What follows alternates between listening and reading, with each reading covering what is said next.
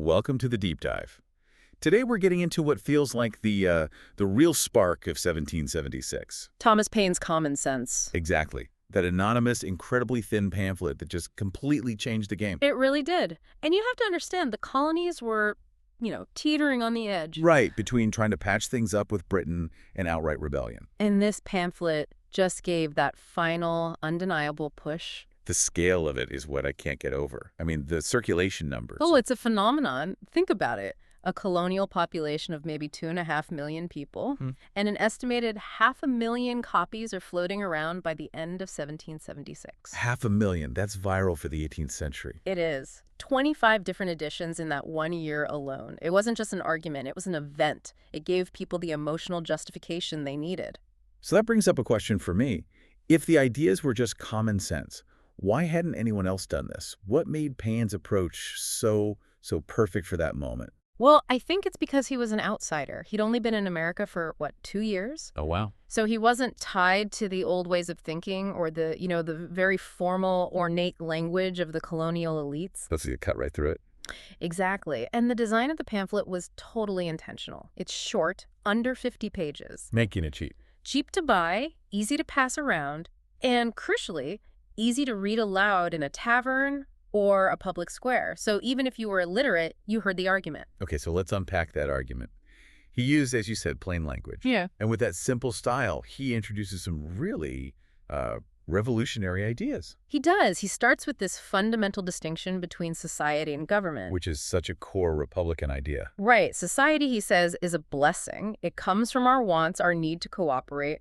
But government... Government is a necessary evil. At its very best. It's just there to restrain our wickedness.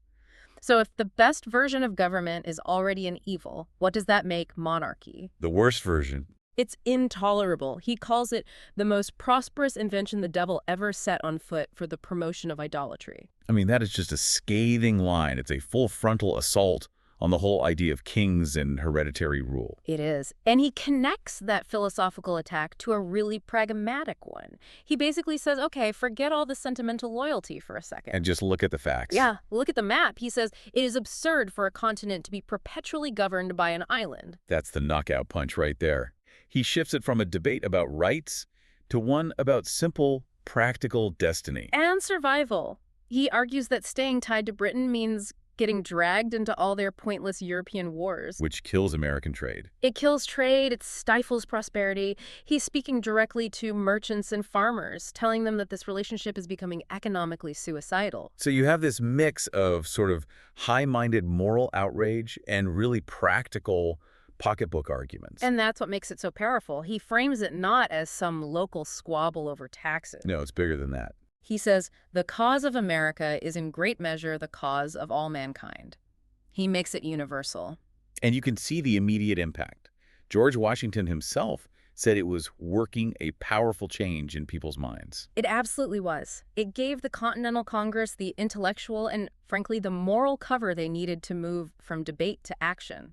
The Declaration of Independence comes just a few months later. So when you boil it all down, common sense didn't just advocate for a new government. No, not at all. It completely changed the question people were asking. It wasn't, how do we get better rights from Britain anymore? It became, does Britain have any right to rule us at all? It reframed the entire debate. He didn't just offer independence. He offered a kind of moral destiny. He did. He presented America as this one chance to build a government from the ground up based purely on the consent of the people, free from all that old world corruption. And he leaves you with that incredible, powerful final thought. The one that still echoes.